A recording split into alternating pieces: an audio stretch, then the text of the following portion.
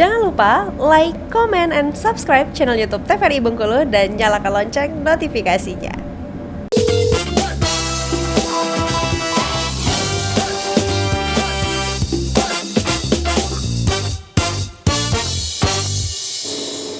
Halo sahabat sehat, bagaimana kabar Anda? Semoga selalu dalam keadaan sehat dan tetap semangat ya. Senang sekali sahabat sehat, hari ini saya Julia Hartanti kembali menjumpai Anda dalam program Dokter Pito Bersama Kita Sehat, tentunya dengan berbagai informasi, edukasi, dan juga inspirasi seputar dunia kesehatan. Nah sahabat sehat, kali ini kita akan membahas mengenai Post Traumatic Stress Disorder atau yang biasa kita singkat sebagai PTSD. Nah PTSD ini pemirsa merupakan gangguan yang biasa terjadi pada orang yang telah mengalami peristiwa traumatis, misalnya kecelakaan, terus bencana alam, juga kekerasan. Nah ini tentunya bisa menjadi gangguan kesehatan mental dan juga kualitas hidup dari para penderitanya. Nah ini akan kita bahas bersama dua narasumber cantik.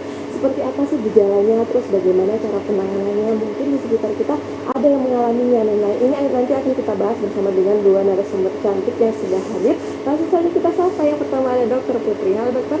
Hai. Bagaimana kabarnya? Alhamdulillah baik. Hari ini biru-biru cerah ya, baby blue, cantik sekali. Terima kasih sudah hadir. Perjalanan ke sini aman, lancar? Aman-aman. Alhamdulillah aman ya. Dan Dokter Putri dan juga pemirsa juga sudah hadir bersama dengan kita Dokter Wenti. Halo dokter. Bagaimana kabarnya? Alhamdulillah baik ya. Hari ini merah-merah hati, merah cerah gelap gitu ya. Perjalanan ke sini aman, lancar? Alhamdulillah. Alhamdulillah aman ya. Nah terima kasih sudah hadir ke sini Dokter Wenti dan juga Dokter Putri. Hari ini kita membahas mengenai PTSD.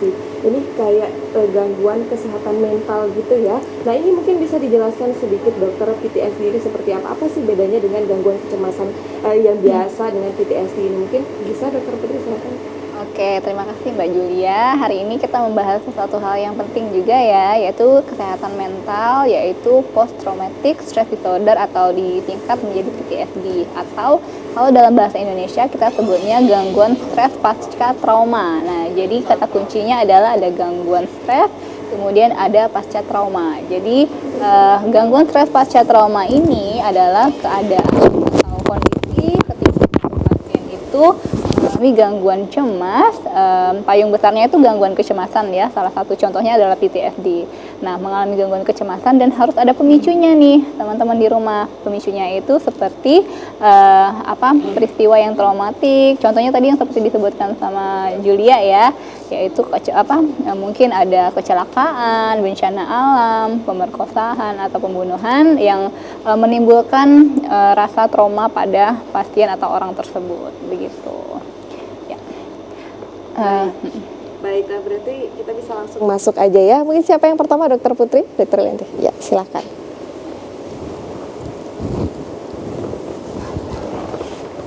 Ya, ini ya, kita ngomongin tentang gangguan stres pasca trauma atau PTSD, Post Traumatic Stress Disorder. Jadi sebenarnya kalau kata orang awam mungkin kata-katanya kayak gini, kamu susah move on ya dari kejadian-kejadian yang sebelumnya. Nah gitu, sebenarnya mungkin bisa dikatakan ya sulit move on. Tapi nanti kita di belakang akan bahas kenapa sih seseorang itu bisa sebegitunya sulit untuk merasa baik-baik saja setelah ada kejadian yang menimpa seseorang tersebut ya.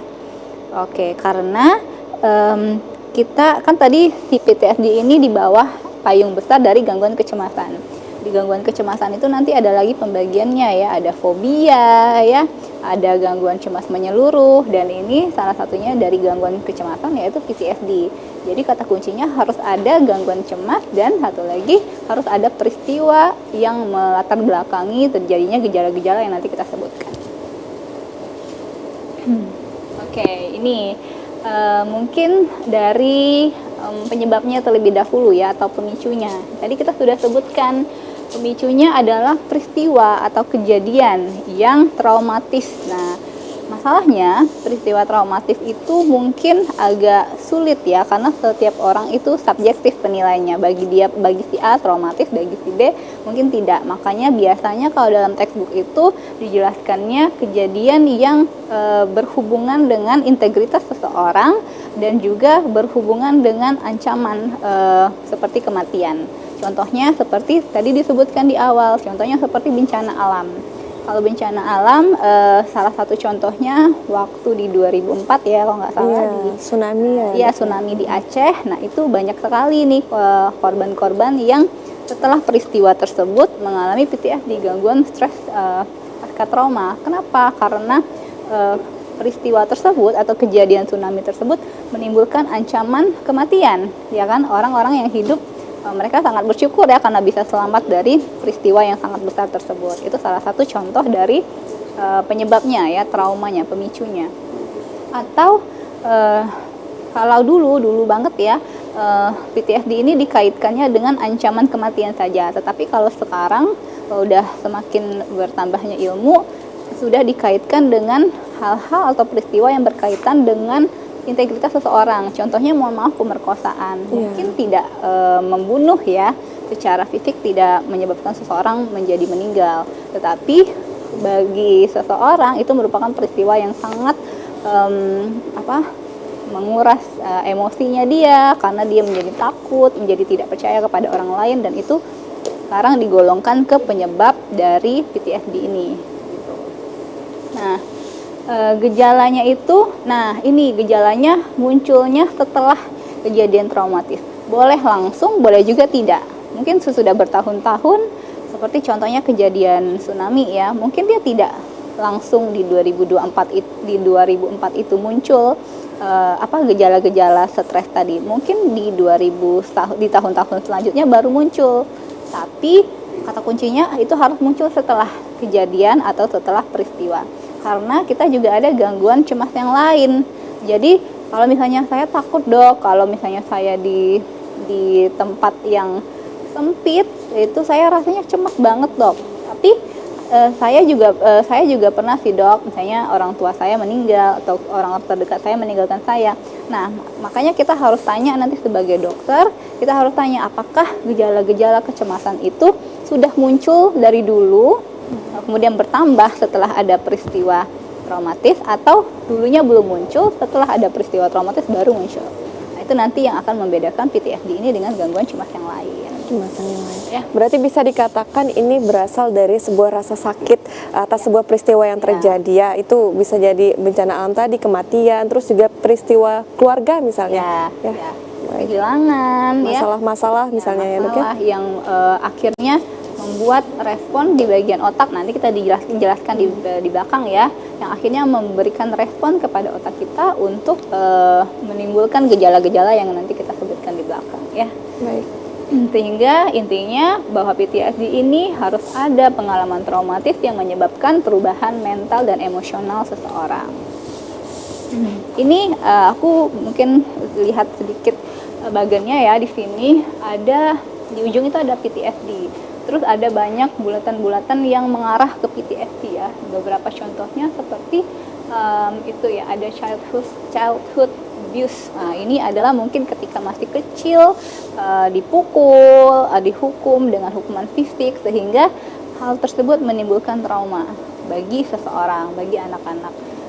Karena kita tidak pernah tahu ya apakah seorang anak itu mampu, pada saat anak-anak itu kan dia belum mampu ya mengolah emosinya dengan baik. Makanya ketika ada kekerasan, sekarang lagi viral ya, kekerasan bukan cuma dari keluarga, mungkin dari daycare-nya, dari tetangga, dari lingkungan sekitar, harus berhati-hati karena childhood abuse ini tidak hanya bisa dilakukan oleh orang terdekat, orang yang mungkin tidak kenal saja bisa melakukannya, dan itu harus kita perhatikan karena bisa memicu terjadinya PTSD nanti di kemudian hari. Kemudian ada juga borderline personality disorder, gangguan personality atau gangguan kepribadian ambang namanya, yang itu juga bisa memberatkan atau meningkatkan risiko seseorang terkena PTSD. Terus ada assault atau pelecehan dan trauma traumatis yang lain ya. Itu adalah beberapa hal yang bisa menimbulkan atau meningkatkan risiko terjadinya PTSD pada seseorang. Nah, ini yang tadi kita bilang ya, gejala-gejala yang biasanya terjadi atau dirasakan oleh pasien dengan PTSD ini.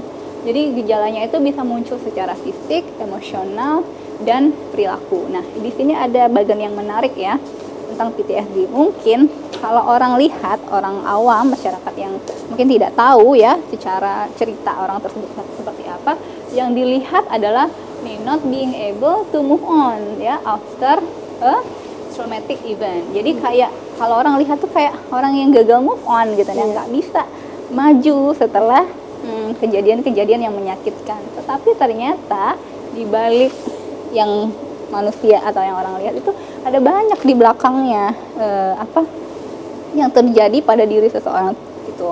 Bukan cuma semata-mata si A ini nggak bisa move on dari peristiwa yang terjadi. Nah, apa aja ternyata yang ada di balik pikiran atau emosi seseorang yang mengalami PTSD. Ini ada unwanted memories, ada kenangan-kenangan yang dia tidak suka ya. Tadi mungkin di keluarga, contohnya yang paling dekat di keluarga, mungkin orang tuanya sering bertengkar, dia sering menyaksikan langsung ayahnya atau ibunya melakukan kekerasan kepada satu sama lain. Mungkin pada saat itu si anak cuma sebagai penonton. Nah, jaga kata kuncinya selain mengalami, si orang dengan PTSD ini bisa juga adalah subjek yang menyaksikan langsung gitu. Nah, menyaksikan langsung ini kalau dilihat dari kejadian-kejadiannya sepertinya terjadi di kehidupan sehari-hari dan bisa saja terjadi oleh siapa saja dan anak mana saja ya, Dok ya.